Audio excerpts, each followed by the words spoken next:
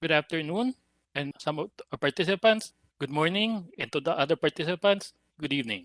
To open the BSP RBWC International Research Conference, we have the Executive Director of the Reinventing Bretton Woods Committee, Mr. Mark Usan, to give the welcome statement. Mr. Usan is the Executive Director and founder of the Reinventing Bretton Woods Committee, a not for profit organization established in 1984 that focuses on addressing issues related to the international financial architecture. Mr. Usan holds a master's degree in international economics and finance from the Université de Paris Dauphine. Mr. Usan, you have the virtual floor. Thank you very much, and good morning, everyone. Good afternoon, good evening. Thank you very much for the Central Bank of Philippines to co-host this international research conference entitled Central Banking in a Post-COVID Economic World.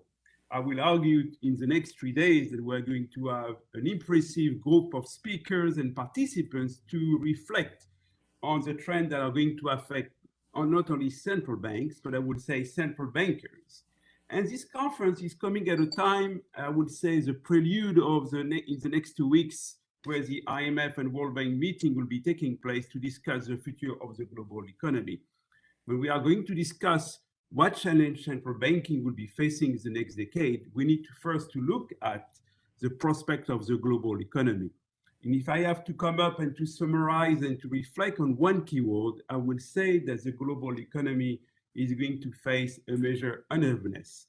The unevenness of the global economy is, of course, related to the major pandemic that the global economy and the global world has been facing over the last 2 years. And we are still dealing with this unevenness of access to vaccine, the unevenness of the recovery, and we are seeing major challenges that we are going to confront.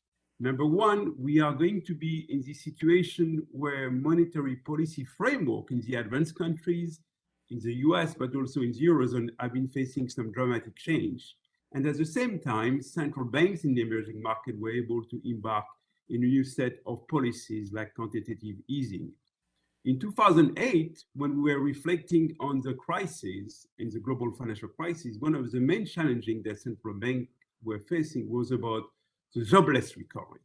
Today, central banks around the world and policymakers are confronting with a major change in the labor market, where everyone is looking for workers. And for the first time in a lot of central banks, the main challenge is going to be fighting inflation.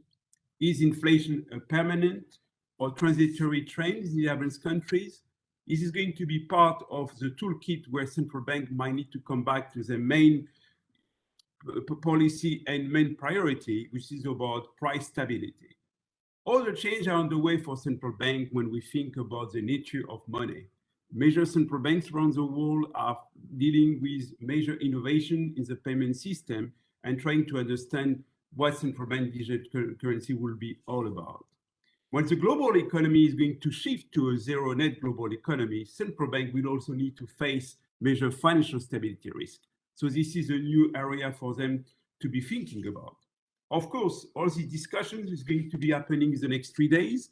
And I would like to thank here all the speakers, academic, private sector, central bank governors, deputy governor, former central bank governors who have accepted our invitations to be part of, hopefully, a very set of interesting topics that we will be discussing over the next 3 days. I would like also to thank all the research staff of the central bank, particularly Laura and all of our colleagues, to make this conference, a great success, because it's been a lot of work over the last few months to come up with this program. As you can see on the program, tomorrow, Larry Summers, professor of economics at Harvard University, will be delivering our keynote lecture.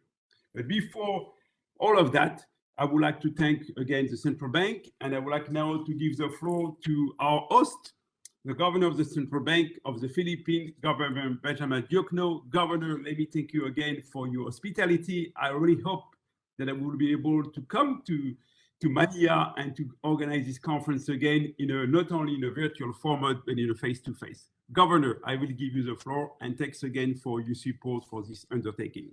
Thank you. Thank you, Mark. And depending on where in the world you are, good morning, good afternoon, good evening, everyone. And thank you all for your participation. It is my pleasure to open this 3-day conference that the Banco Central is co-hosting with the Reinventing Bretton Woods Committee. Just like the rest of humanity, the delivery of this conference had to adjust without, we hope, diminishing everyone's takeaways. Much like how central banks have had to change lanes, shift gears since the outbreak of the pandemic last year, to limit the impact of the health crisis, promote the recovery, maintain macroeconomic and financial stability, and minimize economic scarring without endangering our people's wellness. Even before the pandemic and despite having successfully navigated through the global financial crisis, central banks in emerging market economies were already facing the challenges from a changing macroeconomic and financial landscape that the easy monetary policy from advanced economies had brought to bear on the transmission channels of policy.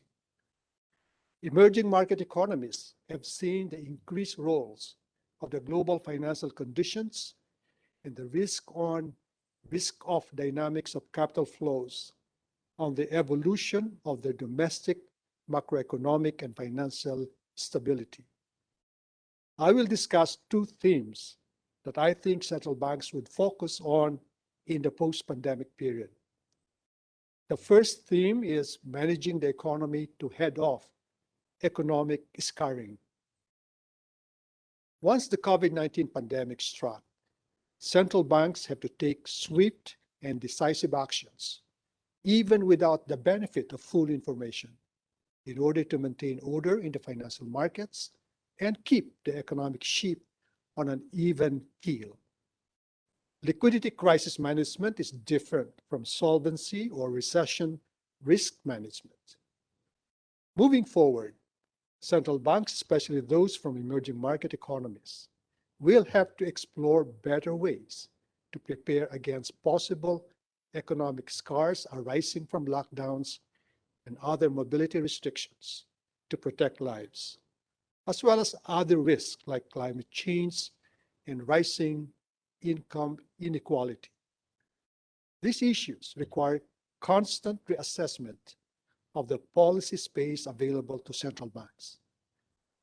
We have to consider questions such as how much space do monetary authorities have such that they can afford to support the fiscal authorities on structural policy initiatives like environmental sustainability? How do we communicate the scope and limitations of our participation in these non-monetary areas? Having conversations with colleagues in conferences such as this one allows us to dig deeper on topics such as the impact of COVID-19 on central banking functions, particularly on monetary policy, financial stability, payment systems, and financial inclusion. Central banks must monitor the externalities that their policy actions generate. Loose monetary policy and accommodative macroprudential policy and regulation tend to engender potential bubbles in markets that could lead to macrofinancial risk and instability. Once the accommodations are phased out, more scars could emerge. On the other hand, premature tightening could forestall recovery and leave a trail of economic scars also. For the Philippines, we can minimize long-term economic scarring and see a quicker economic recovery if we could ramp up the vaccine rollout and limit widespread community transmission of the various COVID-19 variants. But unlike in past crises, we enjoy both monetary policy and fiscal policy space needed to spur recovery from the COVID-19 induced economic recession. That said, we are quite aware that the pace of global economic recovery is going to be marked by differentiation, both between advanced and emerging economies, and even among emerging market economies. For instance, some emerging markets have ample monetary and fiscal space. Others don't. In our case, while our monetary and fiscal space is ample, we are aware that our current policy space is not unlimited. Hence, every step of the way, we at the BSP maintain an open and effective dialogue with our counterparts in government, the private sector, and society in general. The second theme is on promoting a broad-based and inclusive economic recovery.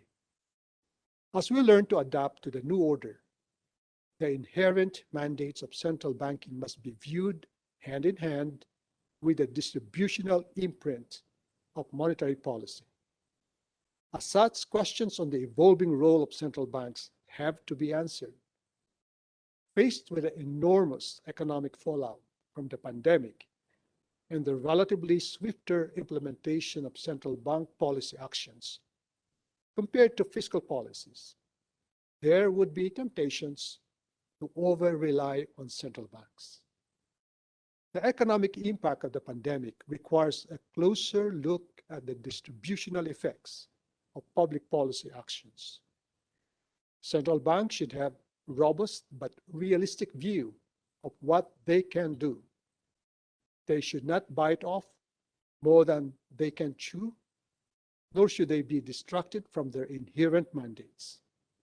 While income and wealth distribution are not monetary phenomena, price stability and financial conditions, rather financial stability, do contribute to inclusive growth as well as to income and wealth distribution. Similarly, financial inclusion would not only improve monetary policy transmission channel, but also income distribution. In closing, in the next few days, I look forward to hearing from the panelists, lecturers, and other participants on how they view the relationships and interactions between and among monetary policy, financial policy, and fiscal policy in achieving macrofinancial and systemic stability, as well as in confronting issues like social welfare initiatives, climate change, and the digitalization of money in post-COVID economic world. Thank you for participating in our conference, and I wish you all an enjoyable learning experience.